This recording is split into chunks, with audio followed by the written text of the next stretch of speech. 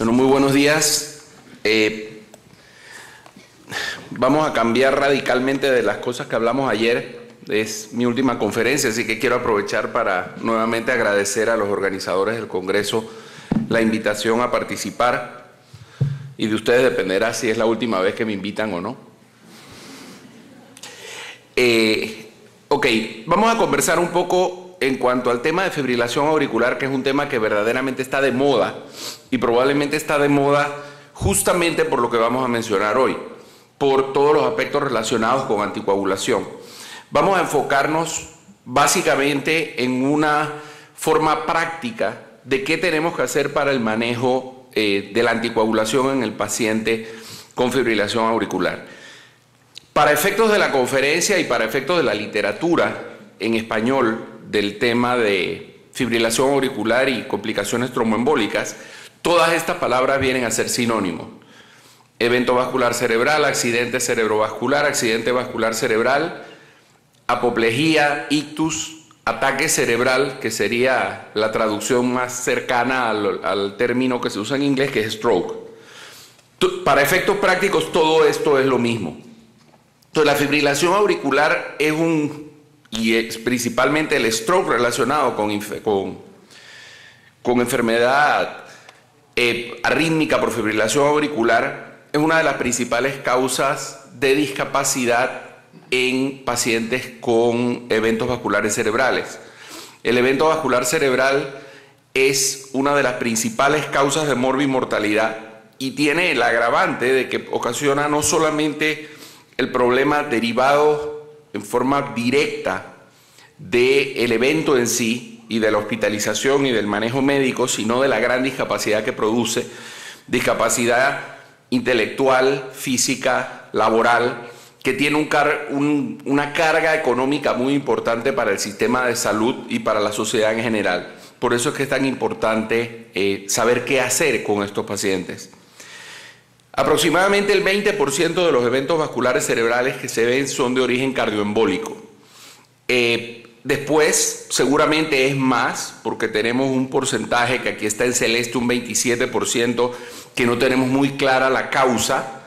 Entonces podemos considerar que algunos de esos también probablemente son cardioembólicos, pero en términos generales 1 de cada 5 eventos vasculares cerebrales va a tener origen embólico. Por otro lado, la fibrilación auricular es el principal factor de riesgo para desarrollar eventos vasculares cerebrales. Se supone que un paciente con fibrilación auricular tiene un incremento de 5 veces la probabilidad de tener un evento vascular cerebral o un ictus comparado con un paciente similar que no tenga fibrilación auricular. El problema es tan grande desde el punto de vista de lo que esto puede causar. Lo que se ve en ese diagrama señalado ahí es un pequeño trombo de 2 milímetros de diámetro.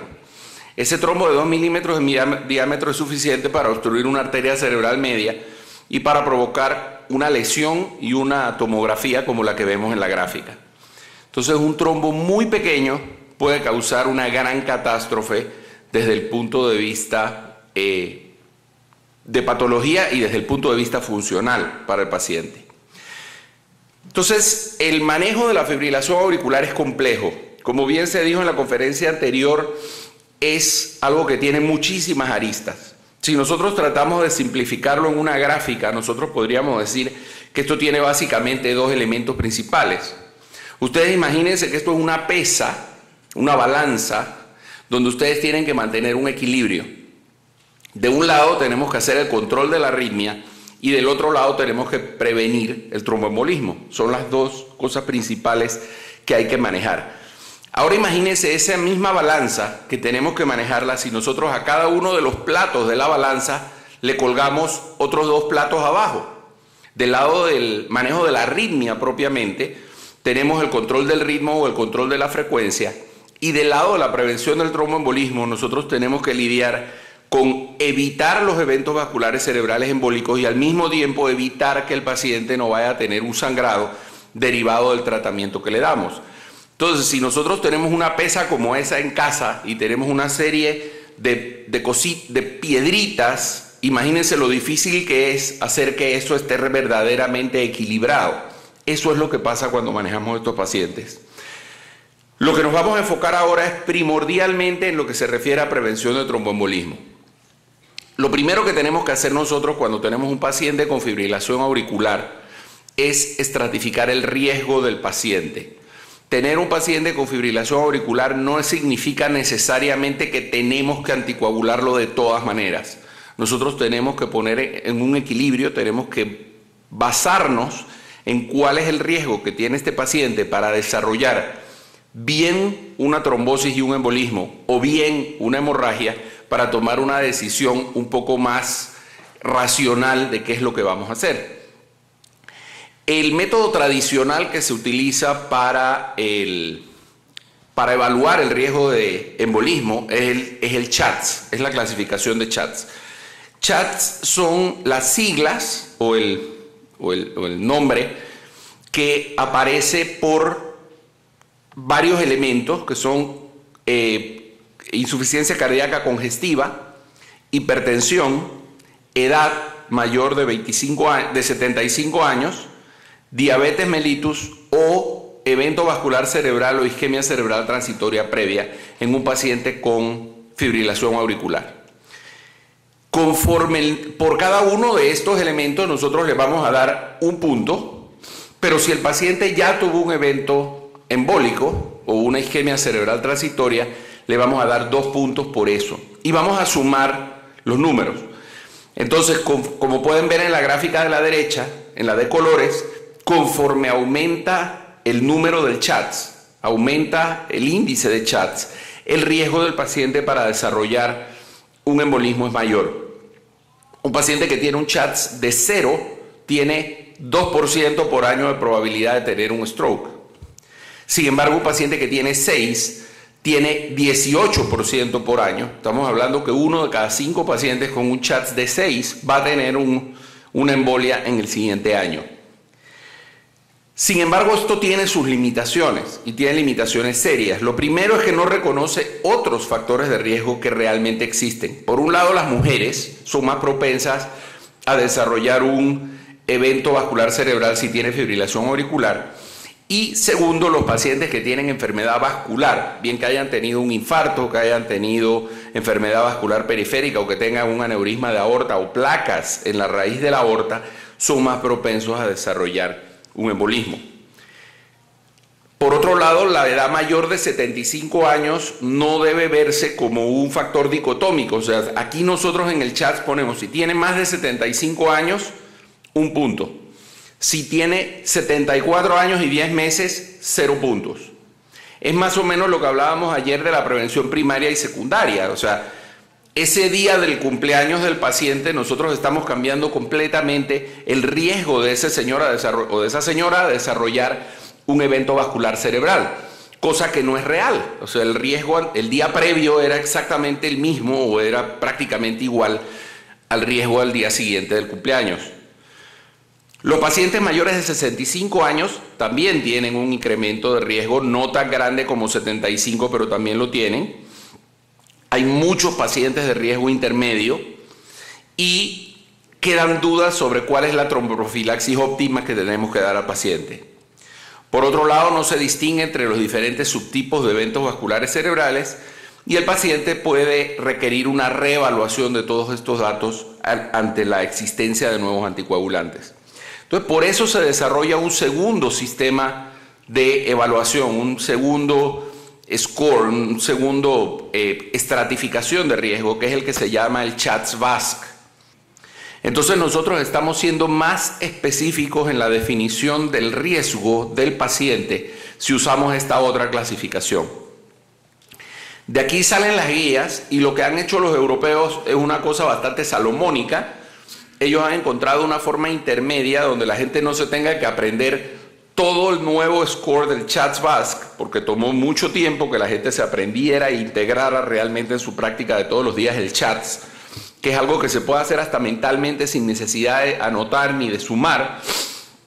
Y ellos dicen, bueno, si el paciente tiene más de 2 en el CHATS, tiene que ir a anticoagulación. Si el paciente tiene menos de 2, entonces yo evalúo la edad. Si el paciente tiene menos de 75 años, pero más de 65, tiene un punto. Y si el paciente es mujer, tiene otro punto. Entonces, cuando el paciente tiene más de 2 factores de riesgo y tiene un CHA2-VASc de 2 o más, entonces a ese paciente yo lo voy a anticoagular. Si el paciente tiene 1, yo puedo tomar una decisión entre si lo anticoagulo formalmente o si le doy un antiplaquetario como aspirina, que es el que ha sido probado. Sin embargo, hay quienes dicen que la aspirina no sirve, que si vamos a darle algo al paciente realmente, si queremos prevenir embolismos, sea con anticoagulantes y no con antiplaquetarios. Y si el paciente no tiene factores de riesgo, podemos darle aspirina, que básicamente es para tranquilizar el cerebro del médico más que para producir grandes cambios, o podemos dejar y observarlo para ver si el paciente requiere o no este tipo de tratamientos. Eso es lo que nosotros vamos a hacer aplicando el CHA2-VASc.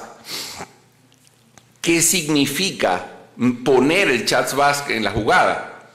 Lo que nosotros vemos es, en la línea amarilla, en esta gráfica, las barras amarillas corresponden al CHA2 tradicional, y las naranjas corresponden al CHA2-VASc.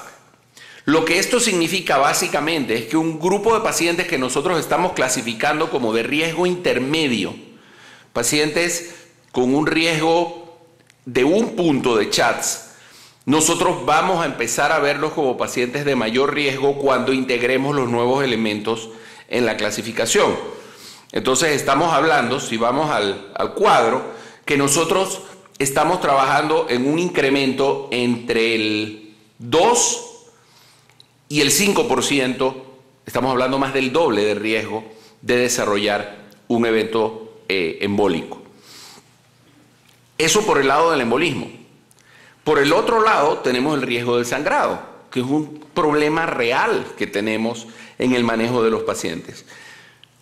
¿Cuáles son los factores de riesgo de sangrado? Mayores de 65 años, mujeres, hipertensión, insuficiencia renal y anemia. Esos son factores de riesgo particulares de sangrado. Entonces se desarrolla otro score que es el Hasbled. El Hasbled lo que hace es analiza hipertensión, función anormal hepática o renal, evento vascular cerebral, sangrados previos, INR de difícil control, pacientes mayores de 65 años o que el paciente consuma drogas o alcohol, dándole 1 punto a cada uno, igual que a la función renal y a la función hepática. Y lo que se hace es igual, se suman los puntos y conforme mayor es el score, mayor es el riesgo de que el paciente sangre. Pero ¿cuál es el punto aquí? Y ya se tienen que haber dado cuenta. Los factores de riesgo para evento vascular cerebral son muy similares a los factores de riesgo de sangrado. Ser mujer, tener más de 65 años, haber tenido un evento vascular cerebral previo. Entonces estamos hablando de pacientes que la razón para anticoagularlos automáticamente es lo que los pone en riesgo de que sangren. Si el paciente no requiere anticoagulación, ese paciente tampoco tiene mayor riesgo de sangrado y viceversa. Eso es lo que hace realmente, si no complicado, hace muy delicado el manejo de estos pacientes. Entonces, ¿cuáles son las alternativas de tratamiento? No vamos a entrar en el detalle de todos los estudios porque son muchísimos. Básicamente les voy a enseñar gráficas de tendencias para que vean por grupos de medicamentos qué es lo que nos ha ido soportando el por qué se hace una cosa o se hace la otra. Cuando se comparan bloqueadores de vitamina K o antagonistas de vitamina K como la warfarina, contra el placebo evidentemente hay una ventaja para prevenir eventos embólicos con respecto al placebo. Toda la gráfica está completamente hacia la izquierda. Cuando se hace una comparación de antiplaquetarios con placebo, hay una tendencia a favor de los antiplaquetarios, pero en gran cantidad de los estudios la diferencia no es significativa. O sea, evidentemente hay una tendencia hacia la izquierda a favor del antiplaquetario, pero no es tan marcado como los anticoagulantes. Cuando se comparan unos con los otros, que estamos hablando antagonistas de vitamina K versus antiplaquetarios, el beneficio es a favor de los antagonistas de vitamina K. La warfarina es mejor que la aspirina para prevenir eventos vasculares cerebrales embólicos en pacientes con fibrilación auricular. Eso está bien demostrado. Y si se hace un metaanálisis donde se junta todo, warfarina es mejor que placebo, warfarina es mejor que aspirina, y warfarina ajustada a la dosis a un INR de entre 2 y 3 es mejor que dar una warfarina con dosis fija, que es otra de las cosas que se intentó hacer. Cuando se compara warfarina versus lo que se nos antoja la otra opción, que sería, bueno, y si yo combino dos antiplaquetarios, si yo combino aspirina con clopidogrel y lo comparo contra warfarina, eso ya se hizo. En el estudio ActiveW, donde se hizo esta comparación, lo que se encontró fue un beneficio a favor de la warfarina en cuanto a prevenir eventos vasculares cerebrales, pero un riesgo de sangrado igual. Estamos hablando de que el riesgo de que el paciente sangre tomando aspirina y warfarina, aspirina y clopidogrel, es similar al de tomar warfarina. Entonces realmente aquí no tiene ningún sentido darle terapia combinada, porque lo que estamos haciendo es no previniendo más eventos, pero llevándolo exactamente al mismo riesgo de sangrado. Como en todo en medicina, también lo veíamos ayer al hablar de lípidos, cuanto más riesgo tiene el paciente, más beneficio obtiene el paciente. Entonces, cuando nosotros analizamos los beneficios de la warfarina en pacientes mayores de 85 años, que son justo los pacientes que muchas veces no queremos darle warfarina por miedo a las complicaciones, en ese paciente es donde más beneficio obtenemos. Y conforme va bajando la edad, el beneficio va haciéndose menor. Del mismo modo, conforme aumenta el score del CHADS, cuanto más enfermo y mayor es el riesgo de embolismo del paciente, mayor beneficio vamos a obtener nosotros dándole anticoagulación comparado con cualquier otra terapia. Lo que hoy en día usamos son los antagonistas de vitamina K. Esa es nuestra opción terapéutica estándar para el manejo del paciente con fibrilación auricular y riesgo de embolismo. Sin embargo, ¿cuáles son las limitaciones que tienen los antagonistas de vitamina K y particularmente la warfarina o la cenocumarina, según lo que utilicemos? El problema más grande que tenemos es que si nosotros tenemos un INR menor de 2, se incrementa muchísimo nuestro riesgo de tener un evento embólico. Por el otro lado, si nosotros tenemos un INR mayor de 3, se incrementa mucho el riesgo de tener un sangrado, particularmente el que más nos preocupa, que es el sangrado intracerebral. Lo que significa que nosotros tenemos un margen terapéutico muy estrecho para manejar la warfarina. Ojo, no estamos diciendo que la warfarina no sirva. Si nosotros tenemos el sistema y la capacidad para mantener al paciente entre 2 y 3 de INR, la warfarina es una muy buena opción. Pero tenemos que mantener el INR entre 2 y 3. ¿Qué significa eso en la vida real? Entre el 30 y el 50% de los pacientes tienen control excelente. ¿Qué significa control excelente? Pacientes que más del 60-70% del tiempo tienen el INR óptimo. Estamos hablando como máximo de la mitad de los pacientes. Y tenemos alrededor de 1/3 de los pacientes que tienen muy mal control. Estamos hablando de pacientes que tienen un rango terapéutico en menos del 50% del tiempo. Todos los que vemos pacientes con anticoagulados con warfarina, sabemos la dificultad que genera el manejo de estos pacientes. En la vida real, estos son diferentes lugares del mundo y la parte verde de la columna son los pacientes que tienen el INR bien controlado la mayor parte del tiempo.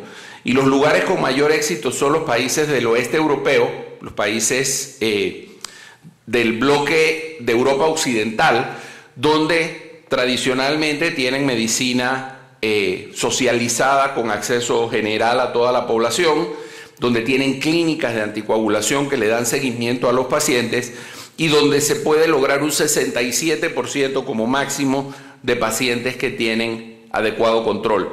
Sin embargo, en otros lugares del mundo no se llega al 60% en la mayor parte de ellos. El otro gran problema que tienen los antagonistas de la vitamina K son las interacciones. Esta es una lista que no hay que verla en detalle, simplemente es para mostrar la cantidad de cosas que interactúan con la warfarina. Del lado izquierdo son los que aumentan el INR, que prolongan los tiempos de coagulación, y del lado derecho son los que disminuyen el INR. La buena noticia es que hay dos cosas que no interactúan con la warfarina: el agua y el aire. Y la última recomendación que yo vi es que hay que vigilar bien la dosis de agua y aire para que no se nos vayan a complicar. Entonces viene el otro elemento, ok, tenemos un medicamento que si se usa bien, funciona bien, pero no se usa. Tenemos un alto porcentaje de pacientes, estamos hablando de que en grupos de cardiólogos, el 60% de los pacientes que tienen indicación para warfarina no reciben warfarina. Y de médicos de atención primaria, no especialistas, o sea, no subespecialistas, no cardiólogos ni hematólogos, sino internistas, médicos generales, médicos familiares, nosotros tenemos un 88% de pacientes con indicación que no le estamos dando la warfarina. Tradicionalmente, cuando hablamos de eso, no es que los pacientes tienen miedo de sangrar y el paciente no lo quiere. Eso es mentira. En esta gráfica, esa flecha indica el porcentaje de pacientes que no reciben la warfarina por decisión del paciente. La decisión de no darle warfarina a los pacientes no está siendo del paciente, está siendo del médico, por diversas razones.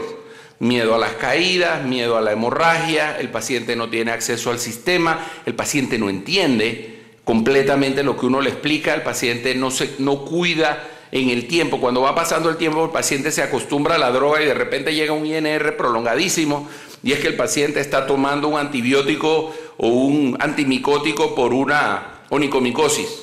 Y fue al dermatólogo y no se le ocurrió decirle, como lleva 7 u 8 años tomando warfarina, ni siquiera se lo mencionó. Y la warfarina dejó de tener un rango terapéutico. Entonces aquí surgen los nuevos anticoagulantes. ¿Qué son los nuevos anticoagulantes? Básicamente tenemos el antagonista de vitamina K, que actúa a múltiples niveles de la cadena de la cascada de coagulación, y después tenemos los sabanes, entre los cuales tenemos el rivaroxaban y el apixaban, que son los dos que ya tienen estudios más adelantados, que demuestran que actúan a nivel del factor 10. Y los otros son los gatranes, de los cuales tenemos el dabigatran, que ya está en nuestro medio también siendo utilizado, que es un antitrombínico. Actúa directamente en el factor 2, en el último paso de la trombina.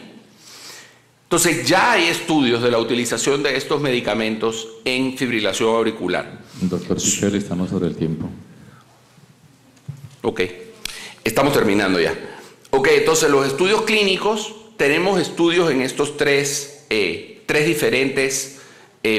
estas tres diferentes drogas, apixaban, rivaroxaban y dabigatran. Y la diferencia básica en estos estudios es el riesgo que tienen los pacientes de sangrar o de tener stroke. Los pacientes del estudio Rocket, que es el estudio que se hizo con rivaroxaban, se diferencian de los otros en que son pacientes más enfermos. Es un paciente con más riesgo. Los pacientes del Aristóteles y del Relay son muy parecidos.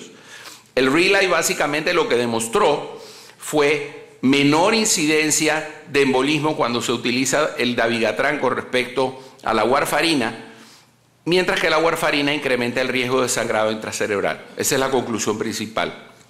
El Rocket, un estudio similar, pacientes con 2 o más factores de riesgo, con un CHATS promedio cercano a 5, warfarina o rivaroxaban, y lo que se encuentra es que el rivaroxaban, los pacientes en rivaroxaban tuvieron menos eventos embólicos con un riesgo similar de sangrado. En este estudio hay un elemento interesante que vale la pena mencionar, que es que después de terminar el tiempo del estudio, todos los pacientes pasaron a warfarina para ver qué diferencia había. Y en ese momento, los pacientes que habían comenzado con rivaroxaban tuvieron un mayor riesgo de eventos. Una de las razones que se atribuye a esto es que el paciente se le cambió la droga en forma abrupta. No se hizo un cambio gradual con un periodo de un puente donde todavía tomaban una cuando se agregó la otra. El estudio de Aristóteles comparó placebo contra apixaban y lo que se encontró fue ventaja del apixaban en cuanto a evento vascular cerebral y ventaja también del apixaban con respecto al sangrado. Entonces, ¿qué tenemos? Tenemos una patología que es el principal factor de riesgo para la fibrilación auricular, es el principal factor de riesgo para desarrollar eventos vasculares cerebrales. Los pacientes con FA, por lo general, no mueren de arritmia, mueren de embolia. La prevención de la embolia es clave en el tratamiento. Los anticoagulantes no se están utilizando como debían utilizarse más. Y la warfarina tenemos que entender que es un mal necesario. Ayer conversábamos durante la cena que si hoy en día se descubre la warfarina, la FDA no lo hubiera aprobado nunca. Y es cierto, es un medicamento que interactúa, un medicamento que hace que sangre la cabeza. No estamos hablando que sangra un hemorroide, es un sangrado intracerebral. La FDA hubiera puesto 50.000 problemas para aprobar un medicamento de este tipo. El tratamiento, como ya dijimos, es un equilibrio difícil donde tenemos que enfocarnos en esta prevención. Tenemos que estratificar el riesgo y hoy en día ya tenemos herramientas en el teléfono móvil que nos permiten hacer análisis de sangrado y de embolismo para ver cuál es la diferencia. En este caso particular tenemos 6.7 de riesgo de embolismo y 8.7 de riesgo de sangrado por ciento. Y eso nos lo da simplemente poniéndole los datos en el teléfono. 2 programas que son gratis. Pero hay otro elemento que no podemos olvidar. Y el elemento es que estos son 2 tipos diferentes de evento vascular cerebral. ¿Cuál es la diferencia entre ellos? El de la izquierda, el embólico, es la historia natural de la enfermedad. El de la derecha, hay quien pudiera pensar que es iatrogenia. Y puesto de una manera un poco más folclórica, yo tenía un profesor, tuve un profesor en México que siempre me decía que tenemos en medicina que ser muy claros que entre que Diosito se lo lleve o que yo se lo mande hay una gran diferencia. O sea, el paciente va a ir al mismo sitio, pero la ruta es muy distinta. Y este es el gran problema de la anticoagulación. Yo le doy al paciente un medicamento que cuando se complica el paciente se puede morir. Eso va a ser muy difícil superarlo.